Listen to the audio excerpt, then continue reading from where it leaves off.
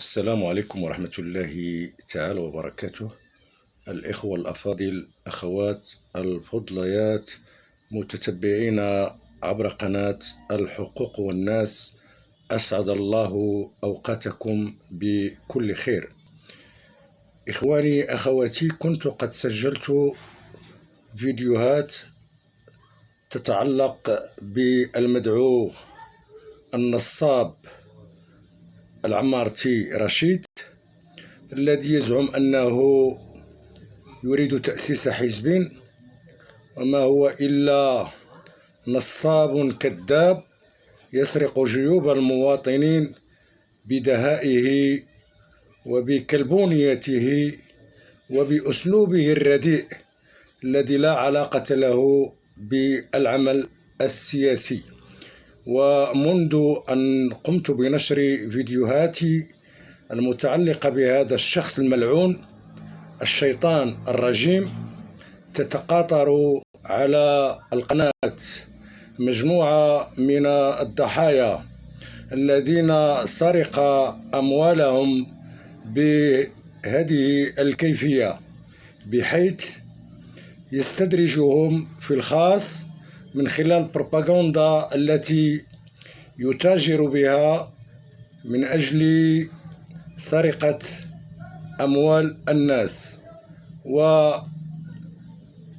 ومؤخرا اتصل بمجموعة من الضحايا سلب أموالهم بهذه الكيفية، نعم، بحيث ظاهريا يخرج بفيديوهات يصعد فيها الخطاب ضد رموز معينة من الساسة، من رجالات الحكومة وغيرهم، ويظهر صورة انطباعية على أنه مناضل شريف، وما هو إلا سراق شفار. بهذا المعنى أنا كنقول لك من هذا المنبر ديال الحقوق والناس، إلا وصلتي ودنك غير عضها.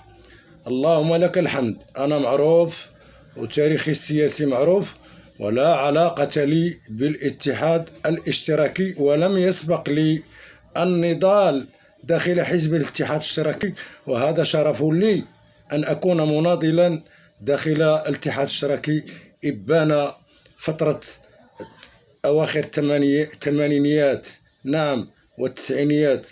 فالحمد لله كل واحد بلاكته فوق ظهره. التاريخ ديالنا كيعرفوه السلطات لا المحلية ولا الوطنية، وما عنديش نهار ديال الحبس، وما عنديش دعاوي يرفعها شي حد ضدي، وما عنديش ضحايا كما عندك انت دابا. مئات الضحايا على الصعيد الدولي سرقت جيوبهم، نعم.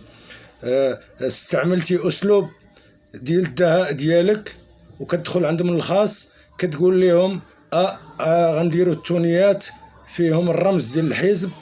دخلتي عند السيدات ودخلتي عند سادة من داخل الوطن ومن خارجه، واستبلدتهم وسرقت أموالهم. منهم من أرسل إليك 10,000 درهم و12,000 درهم و2000 درهم و1500 درهم و2000 درهم، كلهم ضحايا بين يدي. وأنت لا توجد في المغرب ولا تريد تأسيس حزب، وتهددني في قناتك، فكنقول لك ضربوا في المتاق صح. ها وجهي، هانا، يلا بين على وجهك الفارس المخفي. انت صاحب الدرويش والغريب في حضانك يعيش، اجعل من صمتهم اللي ما يساليش، اتزين به ايامك وتربي الريش، وخرج ها هي عيشور من الخفيه، وهي مولدات السخيه، خرج للتعناق زين العشاق اللي داير السميه ديال الفنانه مغربيه وداير السميه ديال رموز المملكه.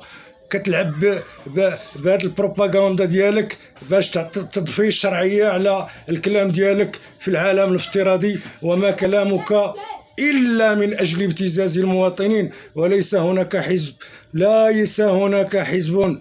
نعم أقولها لك، والتاريخ بيننا والزمان كشاف. نقطة أخرى، أنا لست من المخمرين الحمد لله، وليس لي تاريخ في الخمرة ولا في غير ذلك، ولا في سرقة ولا في الابتزاز. أنت اللي كتمارس الشعوذة أيها المشعوذ.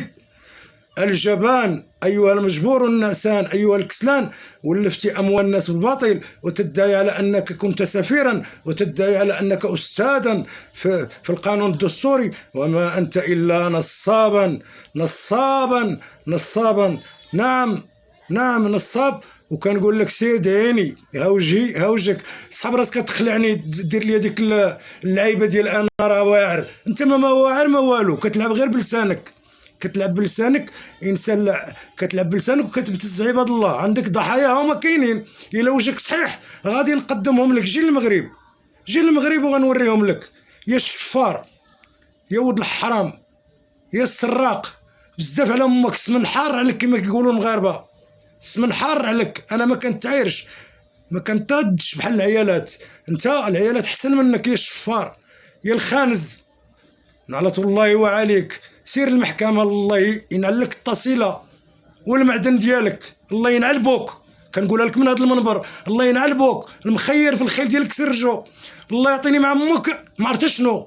الحمد لله وطنيين ملكيين حتى النخاع ومعروفين في التاريخ ديالنا.